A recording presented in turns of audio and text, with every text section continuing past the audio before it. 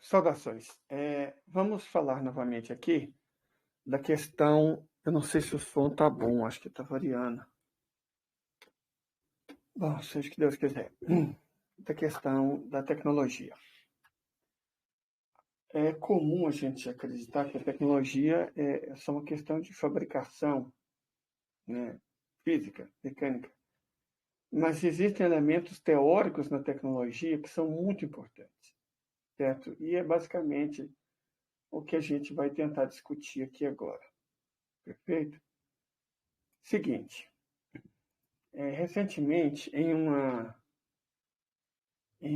entrevista que foi disponibilizada no portal da Presidência da República da Federação, o presidente Vladimir afirmou que estavam sendo desenvolvidos novos protocolos para naves espaciais, sistemas aéreos não tripulados, satélites e até mísseis, armas da Federação Russa, para substituir o protocolo TCP/IP.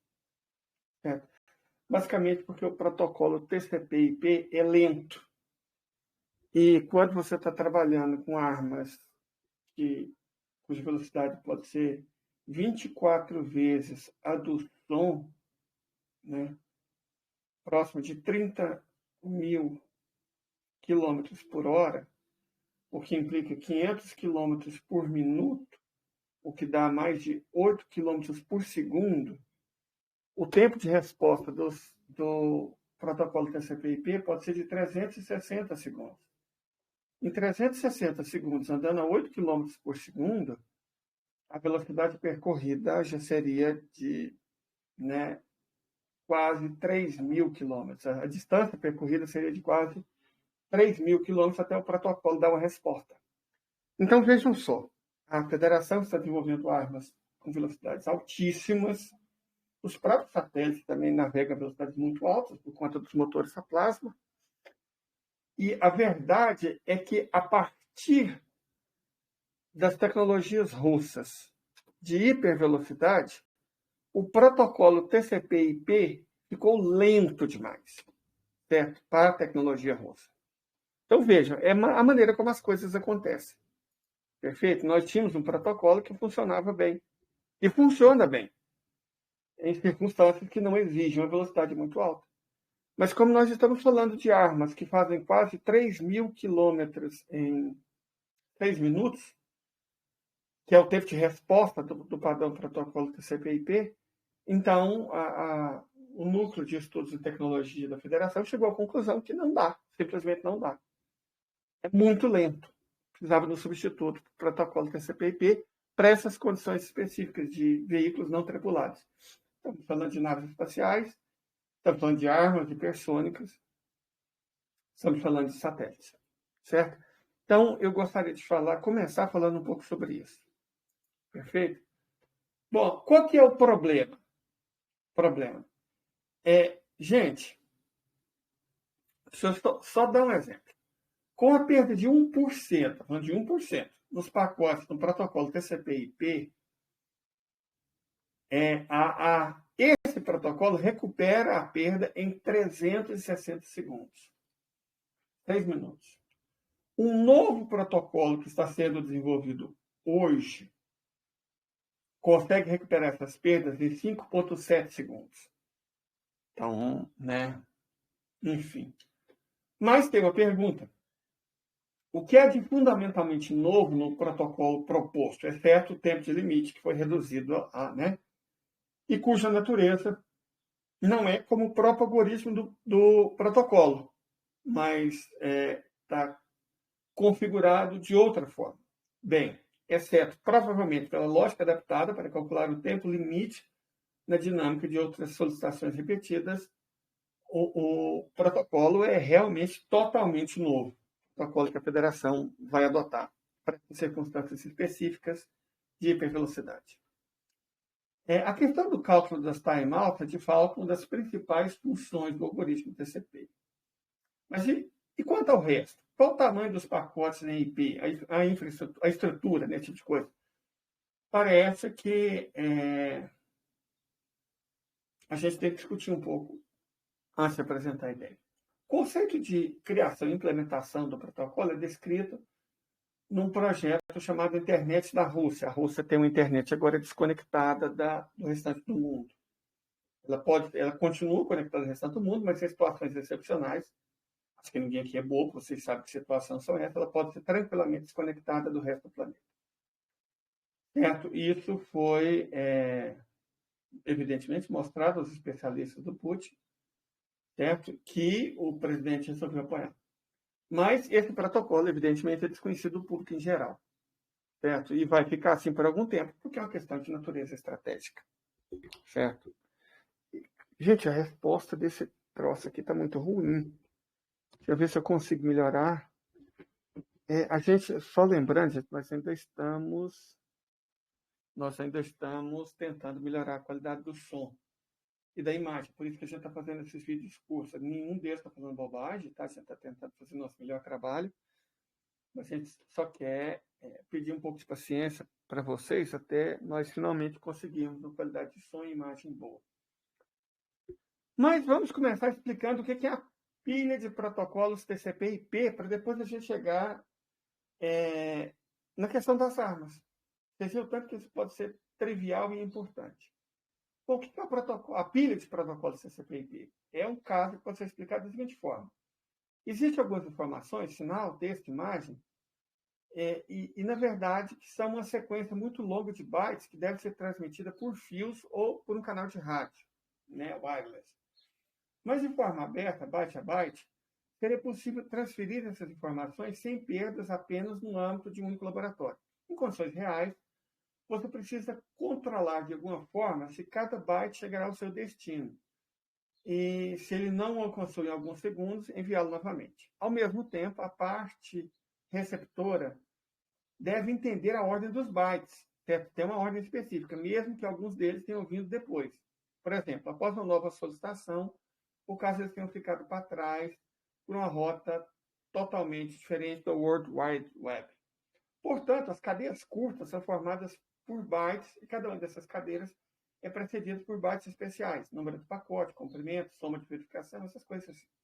Formato dessa construção é conhecido antecipadamente e é chamado de pacote. Em seguida, o pacote é codificado no nível físico com sinais elétricos ou eletromagnéticos para que eles possam ser transmitidos à distância.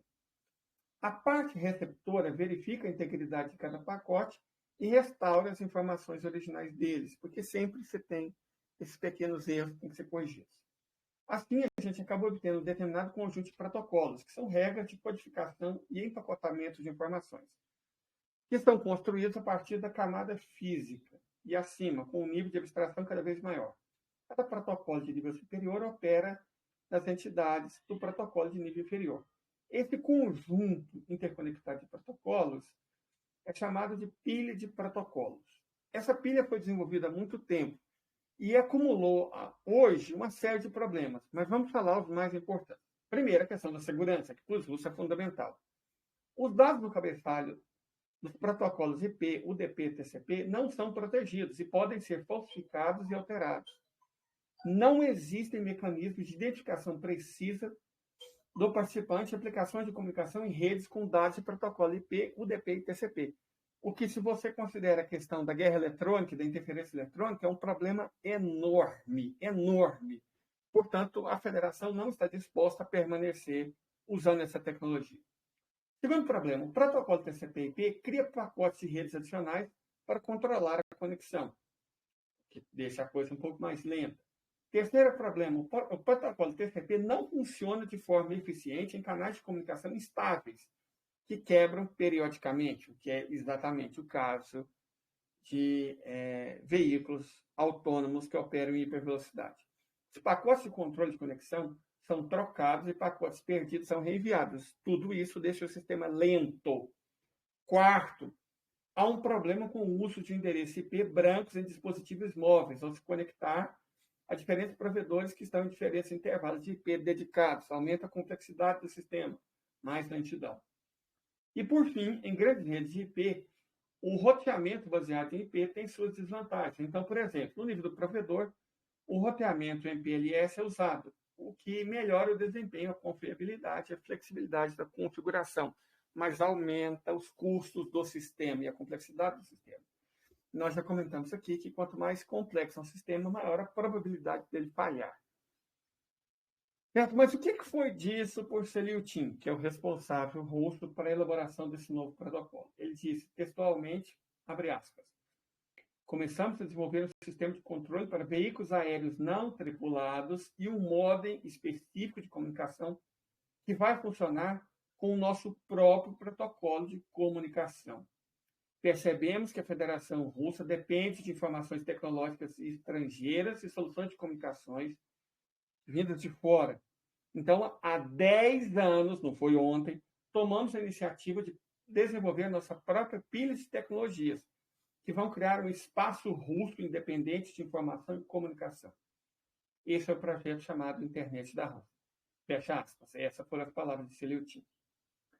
As bases dessas soluções, então, são os próprios protocolos de transferência de dados, cuja implementação vai permitir abandonar o uso da pilha de protocolos da rede TCP/IP americana, a qual, em princípio, todos trabalham, inclusive os próprios russos, por uma tecnologia de alta velocidade para receber e transmitir dados baseados em satélites de órbita baixa. Já falamos sobre satélites, a Federação tem vários deles. Em 2016, foram desenvolvidos o hardware e foram testados os principais blocos tecnológicos necessários para criar um sistema de comunicação via satélite de banda larga. Em 2018, já foi criada uma comissão interdepartamental, cujo resultado de 2 meses levou à recomendação da estatal Roscosmos de unir os esforços de desenvolvimento de comunicação via satélite. Ano passado, o protocolo russo foi testado no 16º Instituto do Ministério da Defesa. E os resultados mostraram que o desempenho é muito melhor do que o do TCP/IP na rede. Vamos dar o número. Se o atraso ou perda de pacotes do TCP ocorrer uma taxa de 1%, o TCP recupera, americano, recupera esse pacote em 360 segundos. O protocolo russo recupera em 5,7 segundos.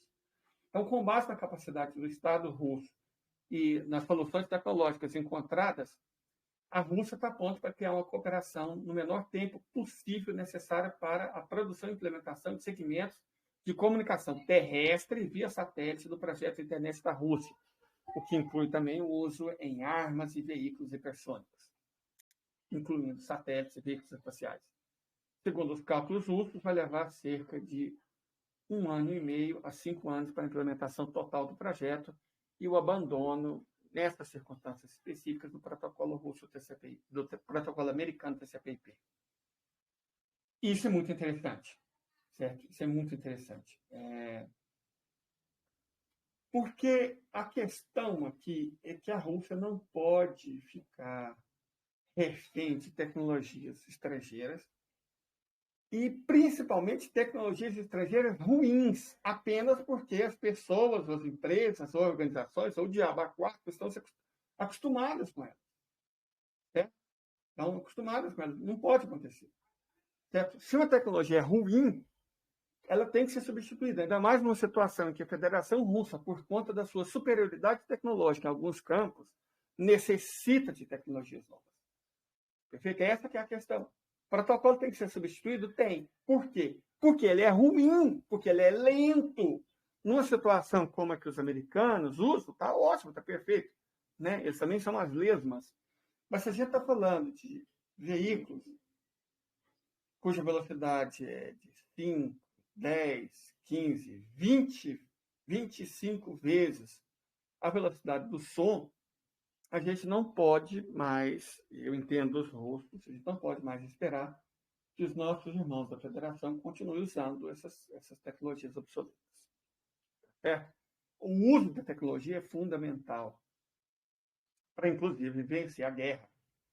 Certo? A Rússia conta com a vantagem econômica, que ela está conseguindo com seus aliados, Índia, China, Irã, árabes, ela está conseguindo demolir o sistema financeiro americano, está conseguindo desdolarizar a economia mundial e o comércio mundial.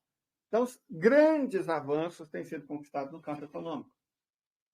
Mas, no campo de batalha, esses avanços, eles são relevantes porque significam financiamento do lado russo e o não financiamento do outro lado, quer dizer, a OTAN simplesmente não tem dinheiro, não tem recursos, mas a questão tecnológica não pode ser esquecida.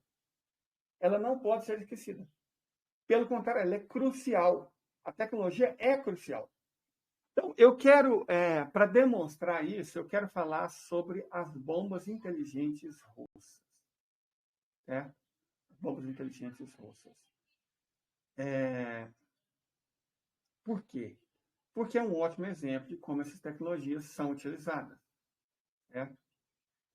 A internet, para explicar isso, eu vou voltar ao caso dessas bombas inteligentes. A internet, principalmente através do Telegram, teve imagens dos nacionalistas, pessoal voluntário, pessoal que serve ao Donbass, usando pela primeira vez bombas inteligentes. O pessoal ucraniano está usando essas bombas contra a região do Donbass. Segundo a mídia daquele país, a munição foi lançada na região de Artemiovsk. O que são bombas inteligentes? São munições guiadas com precisão e lançadas por aeronaves. Deve ter sido pouca coisa, porque a Ucrânia praticamente não tem mais força aérea, né? De toda forma, os projetos americanos estão incluídos no novo pacote de assistência militar da OTAN à Ucrânia. E até recentemente, o Pentágono acreditava que era impossível derrubá-los. Certo? O complexo Buk-M cobre infantaria e artilharia de ataques aéreos. Na zona NMD, essa nova arma provou sua versatilidade. Aeronaves, mísseis e drones atingem qualquer alvo, incluindo bombas inteligentes americanas. Ou seja, os americanos acreditavam que eram inexpugnáveis porque não conheciam o sistema complexo Buk-M, que eu até quero ver se eu consigo falar sobre. Né? A gente não quer produzir um vídeo muito longo, mas a gente precisa explicar, pelo menos de maneira resumida, o que é esse complexo. Mas voltemos só um momento. Então, eu tenho que... eu não sei se o som tá bom. Aí isso me deixa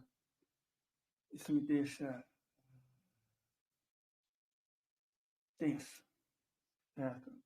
Isso me deixa tenso. Buk-M, gente. Buk é a palavra em russo para faia, que é uma planta muito comum na Federação. Eu já estive na Rússia, de fato, faias são uma planta que você encontra com muita facilidade. Mas vamos voltar ao caso. Então, o desenvolvimento desse complexo Buk-M tornou essas armas, essas bombas inteligentes da OTAN, os ucranianos, não tão relevantes assim. A grande maioria consegue ser detida, né? Enfim. Peraí, gente. Então, só mais um ajuste rápido.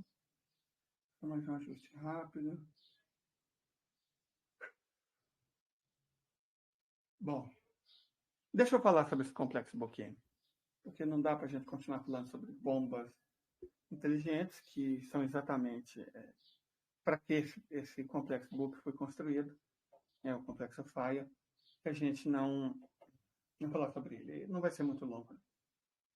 Bom, qual que é o objetivo? Qual que é o destino desses complexos? Esses complexos são instalados em veículos especialmente designados. Certo? Deixa eu tentar explicar o máximo que a gente pode falar. Ele usa chassis MKZT, são espécies de blindados. Certo? Começou a ser desenvolvido em 72, testado em 1977, foi adotado o 9K37 em 1979, o 9K37M1 em 1983, em 1988 o 9K317, em 1998 o 3K-M1-2. Certo? Eles são feitos por uma fabricante de foguetes e custa cada um $250 mil. Certo? Esses complexos também são utilizados do outro lado lá, né? O modelo básico é o 2K12 Kub. E ele foi avançando, né? Na Ucrânia, o país parou tecnologicamente, né? Desindustrializar um país é o lema dos Estados Unidos, né? Assim que o setor financeiro domina a economia, como aconteceu no Brasil, o Banco Central opera para o país ser desindustrializado.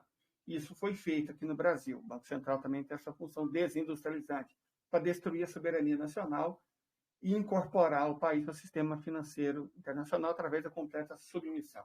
Então, a Ucrânia parou no 9K371, o FAIA 1, chamado Book 1, que tecnicamente é o 2K112M4. De toda forma, a federação continuou o avanço para o 9K37M1, chamado Book M1, o 9K37M12, chamado de Book M12, o 9K3712M2E, que é o Book 23IE, né, FAIA, o 9K37 Book M2 EK, que essas foram especificações que surgiram a partir da dissolução da União Soviética, que são exclusivamente russas. Certo? A questão toda começou quando surge a necessidade de mísseis que voassem até 830 metros por segundo, em cargas de 12, e atingissem alvos a até 30 quilômetros de distância. Então, originalmente, esse complexo foi feito para destruir alvos até 30 quilômetros de distância. Esses são os que a Ucrânia tem, que conseguem destruir alvos a 30 quilômetros de distância. Guardem isso. Vamos falar sobre a história da criação. Teve um desenvolvimento, né? Buscou-se, a União Soviética não era igual muita gente imaginava, você tinha concorrência. Então, lançou-se um projeto e várias entidades começaram a tentar desenvolver esse complexo, certo? O projeto Book M2. No primeiro ano de desenvolvimento, os desarmes conseguiram alcançar resultados surpreendentes. Os até então invulneráveis aviões F-15 seriam alvos fáceis, mesmo a uma distância de 40 quilômetros. O alcance dos mísseis de cruzeiro subiu para 26 quilômetros. Uma das principais vantagens desse complexo, assim que ele foi criado, foi o tempo de implantação.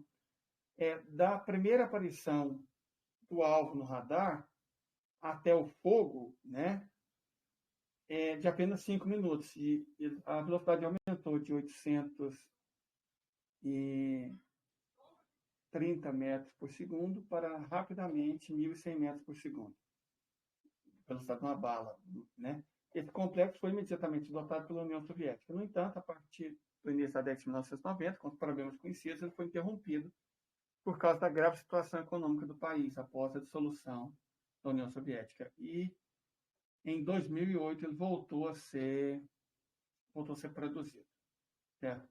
Essencialmente, gente, imagina uma espécie de grande blindado que conta com 4 mísseis e um sistema de radar. Perfeito? Então, vamos lá. Esses sistemas Book 37, que foi Book 1, Book 2, agora já está no Book 3, eles avançaram, para vocês terem uma ideia, de tal maneira com a arma que conta com satélites muito melhores, o sistema 9M38 já conta com satélites muito maiores, com radares muito melhores, e sistema de mísseis cada vez mais rápido, certo? Para vocês terem uma ideia, hoje, esse alcance é estimado em, no mínimo, 60 quilômetros, e alguns modelos mais recentes conseguem atingir alvos a 100 quilômetros de distância. Significa o quê? Significa que se o outro lado lançar esse sistema de bombas inteligentes, a federação tem como detê-los a até 100 quilômetros de distância. Certo? Como é que a gente define esse Book M2? Só para vocês terem uma ideia. O peso dessas máquinas é 35 toneladas e meia, são 710 cavalos, a velocidade do movimento é de 45 km por hora, o tempo de implantação é de até 5 minutos, ele dá sequência de tiro em 4 segundos, o tempo de resposta é 10 segundos, a tripulação é 3 pessoas. Certo? O fogo do Book M2 é mantido com operadores autônomos. Certo? E esse sistema foi, digamos, emprestado, né, repassado para a República Popular Democrática da Coreia.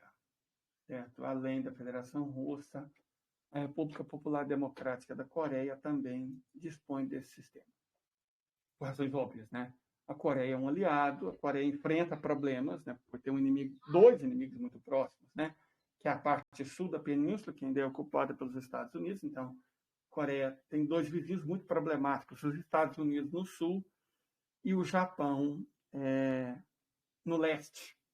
Como são dois inimigos problemáticos e muito próximos, o sistema de defesa desse é muito importante para a República Democrática da Coreia, que vem ajudando a Rússia de uma série de maneiras. Nós vamos falar um pouco sobre esse buque M2. Como a gente viu, ele cobre a infantaria e a artilharia de ataques aéreos. Ele é um guarda-chuva. Certo? Agora, a questão aqui é que as bombas inteligentes, é nisso que eu queria chegar, também são usadas pelas tropas russas. Foi isso que permitiu uma série de mudanças táticas, por exemplo, em Artemiovsk, em Avdiivka e em Vuhledar. Porque aeronaves destroem arranha-céus e os militantes, né, do outro lado, acabaram transformando em posto de observação. As bombas inteligentes russas, elas sim se mostraram invulneráveis à defesa aérea ucraniana. As forças armadas da Ucrânia não conseguiram derrubar uma única dessas bombas. Certo? O Estado-Maior em Kiev está revisando com urgência a estratégia de defesa nas cidades na linha de frente. A Rússia está adotando recentemente um padrão de ataque que é ataque rápido. Mesmo quando você tem uma coisa mais intensa, que está acontecendo de 3 em 3 dias, ele começa de noite e termina de madrugada, não alcança o dia. Dificilmente ele alcança o dia. A não ser o único ataque, nos últimos 10 dias, o único ataque diurno relevante foi aquele que destruiu o sistema de comunicação da OTAN próximo de Dnepropetrovsk. Todos os outros ataques aconteceram à noite. São ataques rápidos e ataques ao longo da linha de frente. Aquela questão que a gente discutiu do planejamento operacional. Então, você não é ele não visa um local, ele visa uma linha. Certo? Então, a agilidade dos ataques russos, bem como o uso desses sistemas antibombas inteligentes, mais o uso de bombas inteligentes muito melhores, tem possibilidade que a Federação ataque as bombas inteligentes do inimigo e seja invulnerável a essas bombas. Perfeito? Então, isso é o quê? Isso é tecnologia. Para vocês terem ideia, na direção de Avdiivka, a aviação russa destruiu bases enterradas da Força Armada da Ucrânia. Apenas uma bomba aérea planejada destruiu completamente a subestação elétrica ucraniana numa floresta perto de Kremenaya.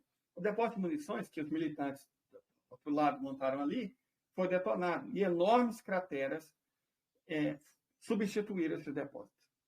Com o advento, a questão é essa, dessas bombas inteligentes do lado da Federação, os pilotos russos mudaram as táticas das investidas. Normalmente o caça voa em par ou individualmente, mas agora 2 caças se revezam, né, em coordenada do sistema de defesa aérea ucraniano, mas quem ataca é um terceiro. Bombardeiros carregando bombas inteligentes acabam cobrindo esses caças com mísseis anti-radar. E essa é uma proteção adicional para evitar perda de equipamento e vidas do lado da Federação. Na maioria das vezes, gente, a aeronave nem entra na zona de ataque da defesa aérea ucraniana, porque as bombas inteligentes conseguem, como eu disse, tranquilamente atingir 60 a 70 km de distância, dependendo da altura. Certo? E já estão falando em bombas que atingem 100 km. Então, o lado da OTAN consegue fazer bombas que planam por 30 km. O lado da Rússia consegue fazer bombas que planam por 70 km. A ideia é muito simples. Você pega uma bomba convencional, olha só, pega uma bomba convencional, coloca um leme, 2 asas e um receptor GLONASS, certo? E lança. Ao invés de simplesmente cair, ela vai ser dirigida ao alvo com muita facilidade. Então, num sistema tradicional, você tem que estar 15, 20 quilômetros do alvo. Usando bombas inteligentes, como o modelo americano, a 30 km. Mas usando as bombas inteligentes russas, você consegue o mesmo efeito a 70 km. Para atingir alvos fixos e alvos móveis, traduzindo aeronaves, a 40 km de distância. Isso a gente não está falando de sistemas hipersônicos como o R-37M. O R-37M é um veículo hipersônico ar-ar que faz 300 km em 4 minutos. Ele é tão rápido, Mach 6, que ele não precisa de carga. O que ela atingir essa velocidade, o impacto inicial é tão poderoso que reduz o alvo a escombros mínimos. Uma chuva de detritos pequenos. Mas esse é um sistema caro. É um sistema caro. O R-37M é um míssil muito caro. Bombas inteligentes, por outro lado, você pode aplicar elas de MiG, você pode aplicar ela de Sukhoi um pouco menos sofisticado, né? Você pode aplicar em Tupolev Tu-95, você pode usar o Tu-22M, mas você pode usar uma ampla variedade de aeronaves, tanto caças quanto bombardeiros, e são muito baratas. Então, você destrói alvos de menor valor estratégico, principalmente alvos fixos, gastando muito pouco e sem oferecer nenhuma chance de defesa ao inimigo. Né? Então, olha só para vocês terem uma ideia. O complexo de defesa que os países da OTAN fornecem à Ucrânia pode abater aeronaves a distância de até 40 quilômetros.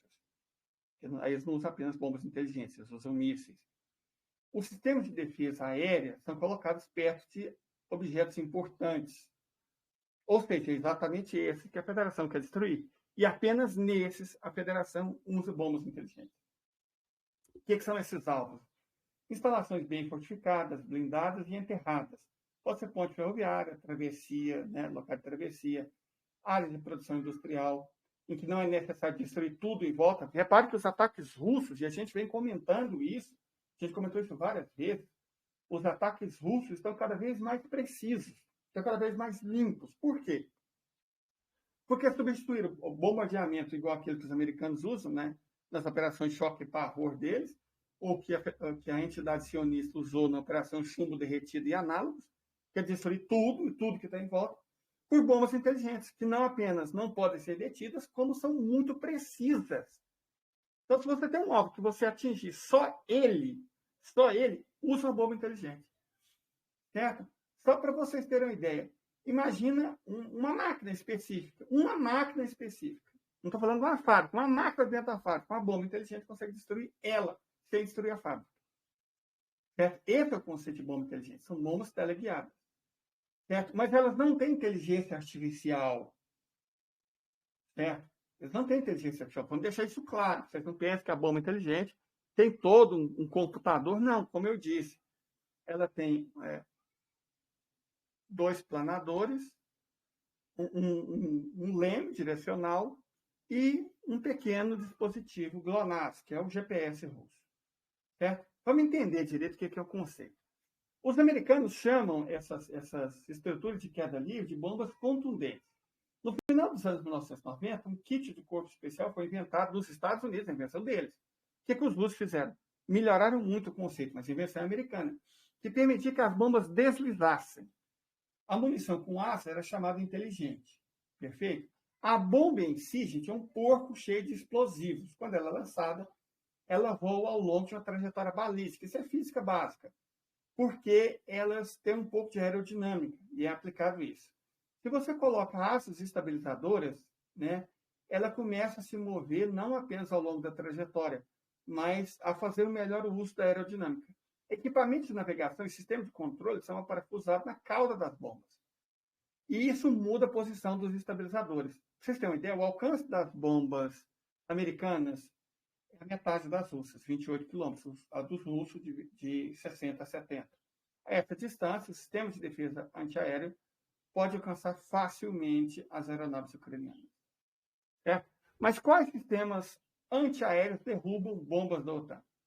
O radar Buk, como a gente viu, é um radar móvel, mas essencialmente é um radar com mísseis. Vê tudo o que acontece ao seu redor no raio de 120 km. O operador monitora as aeronaves, né, do inimigo muito antes de elas entrarem na zona de destruição do complexo de mísseis. A tripulação troca informação com sistemas de longo alcance, como S-300, S-400, e depois, quando eles chegarem a 200 km, uma nova revisão é feita. Certo? Por quê? Você tem, ao mesmo tempo que esse sistema do Buk 2, você tem sistemas de satélite russos que estão fazendo a mesma coisa. Lembrando, nós falamos sobre esses satélites, perto da constelação Peônia. Eles são capazes de fazer isso, de fazer essa mesma coisa. Então, os satélites da constelação Peônia fazem a varredura de 200 km e os radares fazem de 120 km. Então, está tudo protegido. E tudo isso, todas as informações dos satélites e dos radares, são processadas por supercomputadores que estão em Sarov, na Rússia. Claro, evidentemente, né, perto de Moscou.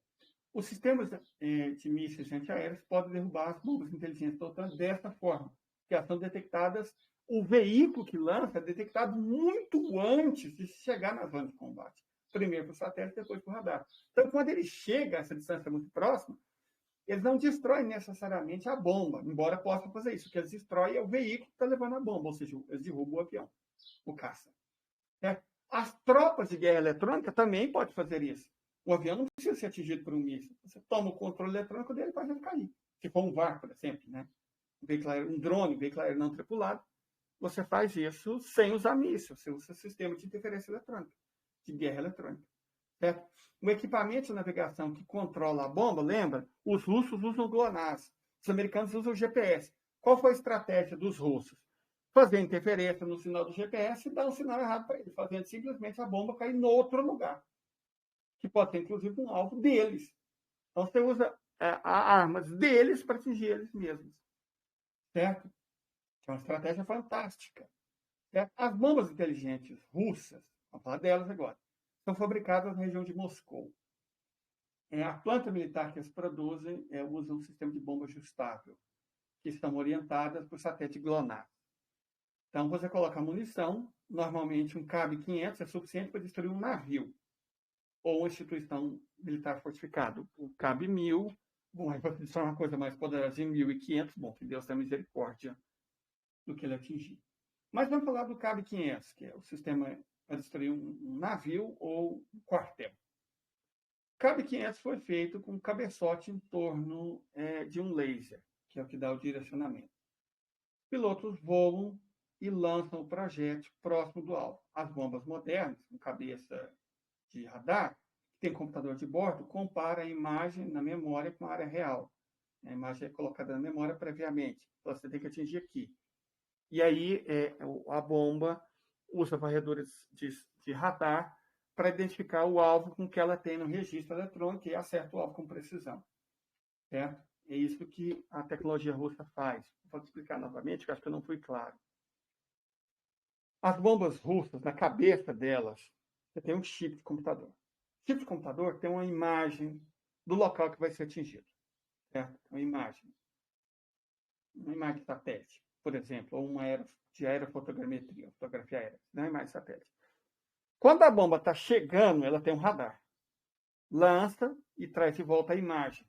Quando a imagem que a bomba está enxergando, no caso do radar, ouvindo, corresponder ao que ela tem na memória, ela sabe para onde ela tem que ir. Certo? E o sistema eletrônico dela corrige a direção para atingir exatamente o ponto que deve ser atingido. Certo? O uso desse sistema eletrônico aumentou enormemente a precisão dos mísseis das aeronaves. Certo? Vocês entenderam a lógica? É um mini radar na ponta da bomba que vê o que tem na frente, passa para um mini computador, um processador dentro da bomba, que busca a imagem real que o radar está vendo até ele equiparar a imagem que foi programada na bomba. Então, na prática, gente, cada bomba dessa, para destruir alvos importantes, cada bomba dessa é programada individualmente. Não é uma bomba que você pega tipo uma laranja que você está tacando, não. Não. Cada uma dessas bombas inteligentes, ela é programada para atingir um alvo específico. São duas bombas inteligentes no avião, elas podem ter o mesmo destino ou destinos diferentes. A programação delas é diferente, se os alvos forem diferentes. Não é fabricar a bomba igual você vê em desenho do Pernalonga, não. Que é aquela puf, puf, batendo numa. Não é assim que funciona. Certo? O sistema é realmente inteligente. Além disso, dentro da bomba há giroscópios que permite que a munição navegue no espaço. As leituras dos sensores são processadas pelo processador que a gente já falou. Graças a esse esquema, o projeto certamente atingiu o alvo, mesmo que os sistemas ucranianos bloqueiem a conexão com o satélite GLONASS. Por quê? Porque a bomba russa não precisa do sinal GLONASS para atingir o alvo. Ela tem na memória, dentro dela, a foto do local que ela tem que atingir. Então, os ucranianos, o pessoal que patrocina a Ucrânia, bloqueou o satélite GLONASS e a bomba agora está cega. Não está cega. Repito, ela tem uma fotografia do local que ela tem que atingir. Isso não depende do satélite nem de nada. Então, é uma bomba guiada, extremamente precisa, que funciona bem com GLONASS, que é o GPS russo, mas pode funcionar tranquilamente sem isso. Sem falar que, como ela tem um sistema de laser, um cabeçote de laser na ponta, ela pode simplesmente marcar o alvo e seguir a linha. Certo? Então, quando ela tem dois sistemas, a laser e inercial, ela vai atingir o alvo. Certo? Ela vai atingir, ela não vai errar. Ela não vai errar. Os dispositivos de mira, mais o sistema eletrônico interno dela, torna essas bombas russas não apenas extremamente precisas, como praticamente impossíveis de serem abatidas. Certo? Vou repetir. Ela é controlada por leme. Mas como esses lemes se movem? Essa é outra vantagem do sistema russo em relação ao do outro lado. Eles não usam baterias. Certo? Porque a bateria pode ser descarregada. Os estabilizadores funcionam sob pressão de gás comprimido, que é um sistema muito confiável. Então, é quase impossível derrubar uma bomba dessa. Certo? Não tem bateria, não precisa de sistema eletrônico, é um sistema de gás comprimido, gente. É a tecnologia dos anos 40. Então, veja, a tecnologia não é você desenvolver um sistema de átomos quânticos. Parabéns, a Rússia desenvolve. Mas tecnologia é você, às vezes, pegar o que a ciência já descobriu e conseguir aplicar da maneira mais eficiente possível. Só para vocês terem uma ideia, a massa e energia de uma bomba dessa é enorme. Ela vai passar por uma trajetória. Você tem uma ideia que vai passar por uma trajetória. Você tem uma ideia, é aquilo, certo? Uma ideia grosseira, mas você sabe, ela vai passar por lá. Mesmo assim, é quase impossível acertá-la. Mesmo usando um projeto antiaéreo. Certo? Na prática, ela não pode ser atingida. Você pode ter 1 tonelada de explosivos dentro de uma bomba inteligente, que ela vai continuar funcionando com enorme mobilidade. A FAB-1000 é exatamente isso, é 1000 por causa disso. 1 tonelada de explosivos. E esses explosivos, gente, alguns deles, por exemplo, termobáricos, ou de fragmentação, são muito poderosos. Muito poderosos. 1 tonelada disso faz um estrago que o TNT não chega nem perto. Então, assim, são bombas mesmo muito grandes, que são muito precisas, não pode ser abatida.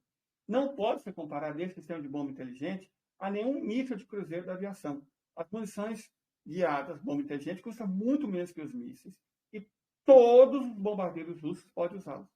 Os aviões russos são equipados com um sistema de mira chamado EFESTOS, que calcula automaticamente o modelo ideal da queda.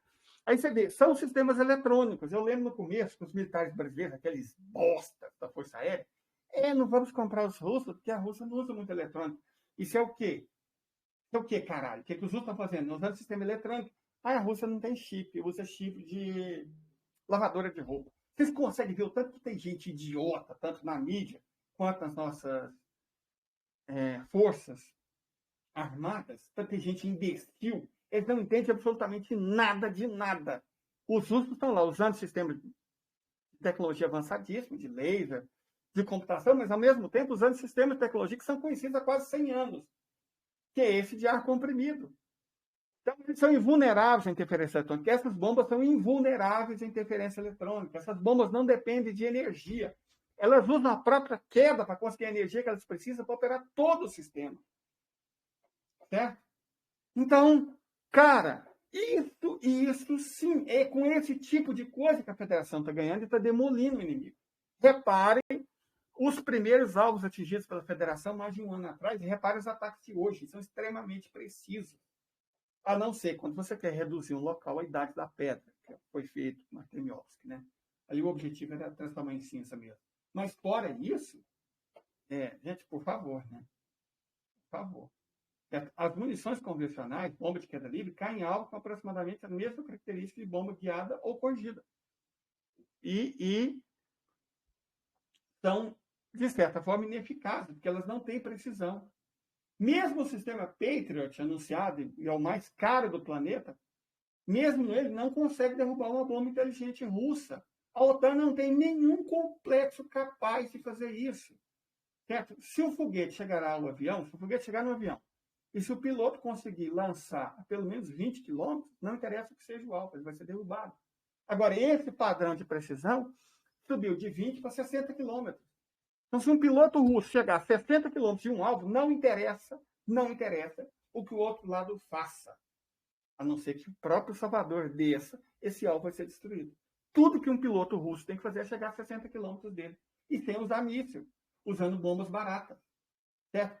De toda forma, para revelar a localização dos radares ucranianos, drones kamikazes, veja a função dos drones kamikazes, que custam apenas $10.000. Os iranianos vendem esses drones por apenas $10.000. É muito barato, muito barato.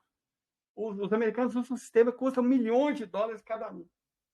O que faz? Os russos lançam enxames de drones kamikaze, $10.000 cada um.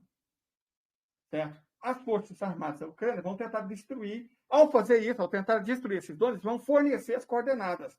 O drone kamikaze iraniano é equipado com um sistema eletrônico que foi adaptado pelos russos para mandar informação para a base. Então, o drone está lá vigiando, ele está voando. O que ele quer é ser atingido. Quando os ucranianos, a OTAN, lançam equipamento, lança míssil, lança bomba, projetos, qualquer coisa para tentar destruí-lo, ao fazer isso, os ucranianos, a OTAN, dá a localização do local de ataque. É exatamente essa informação que os drones kamikazes querem. Eles não precisam atingir o alvo. Aí você vê os ucranianos, nossa, derrubamos 20 mísseis, e daí é exatamente isso, 20 drones, né? É exatamente isso que os russos querem. É isso que os russos querem. Eles querem ver de onde a bomba está saindo. Eles querem ver que bomba que é. Eles querem as informações que são transmitidas por telemática para o centro de comando. Uma vez no centro de comando, aí sim, aí os aviões partem. Porque eles já sabem que mísseis os inimigos têm. Eles sabem onde estão esses mísseis, eles sabem a quantidade de mísseis, eles sabem a velocidade de mísseis, sabe tudo.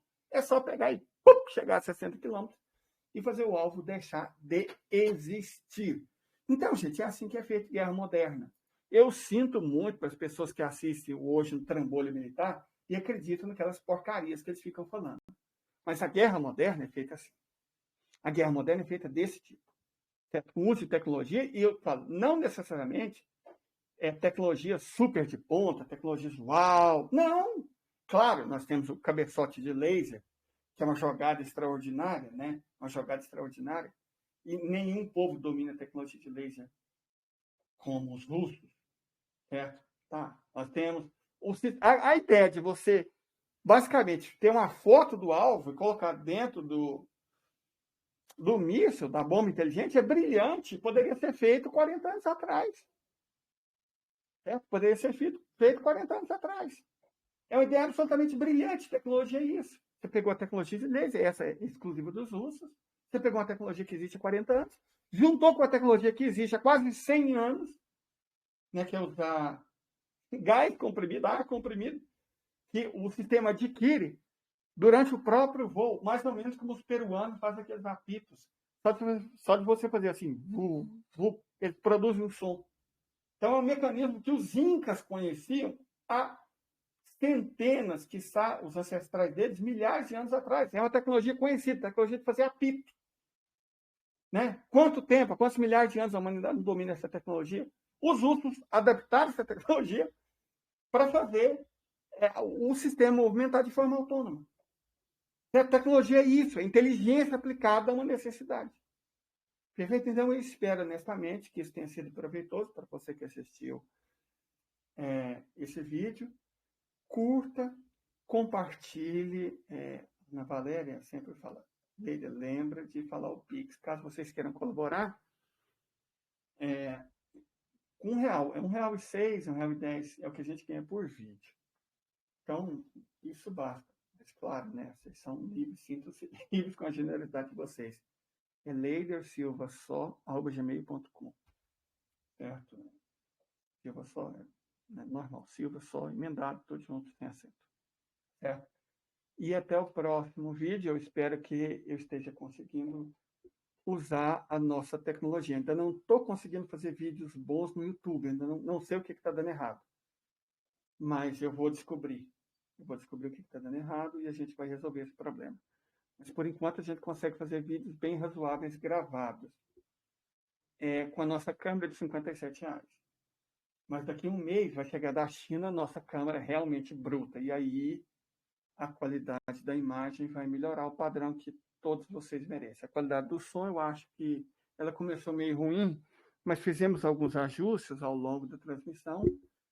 E é isso, foi esse um outro objetivo desses vídeos, né? A gente fazer ajustes para conseguir entregar um trabalho melhor. E eu espero que isso tenha sido do agrado aí de todo mundo, ok?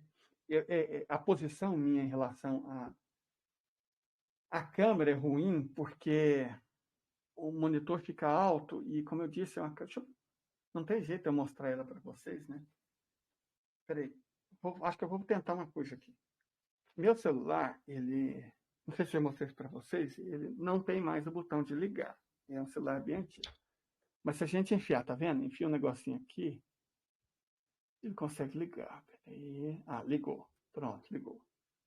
Aí a gente liga. Peraí. Deixa eu tirar uma foto do nosso webcam. Pronto, tiramos a foto do webcam. Ah, viu? Com um pouquinho de boa vontade a gente consegue. Aí, ó. Nossa webcam é essa aqui. Tá vendo? É daquelas bem baratinhas. Tem uma loja, Catalão, na cidade que eu moro, deve ter uns 2 a 3 mil chineses trabalhando numa porrada de empresas, indústrias, mineração. Tem muito chinês aqui. Tanto que eles estão fazendo 2 feiras Natal. E aí você tem uma loja de produtos que é de chineses. Produtos chineses, cujos proprietários são chineses. E lá você acha esses bagulhos aqui, é bem baratinho, R$ 57, tá? Não é uma potência de câmera, mas ele consegue atender as nossas necessidades. A gente usou o dinheiro de Pix para comprar ela, mas usou o dinheiro de um Pix bem mais generoso para comprar uma câmera realmente bruta, que vai chegar da China, nosso parceiro econômico, certo? Então é isso. Qualquer dúvida, gente, qualquer questão, que às vezes a gente tem perguntas ou questionamentos que ajudam a gente a fazer mais vídeos, a esclarecer coisas importantes. Como, por exemplo, um leitor nosso que, quando eu falei que a Índia poderia ser considerada a segunda potência industrial do mundo, ele falou, mas eu não consigo identificar esse dado. Eu fui, né, a gente procurou mostrar que é uma afirmativa válida. Então, esse tipo de coisa só acontece quando vocês comentam. Você não precisa concordar, pelo amor de Deus. Nós não estamos hoje no mundo militar, não. Nós não somos alimentados com vaidade. É a necessidade que nos leva a tentar crescer sempre, ok? Então é isso. Muito obrigado. Vou parar a gravação antes que atinja uma hora. Socorro, né? Ninguém merece. Gostaria que todo mundo viesse até o fim. Então não pode ser muito longo. Até.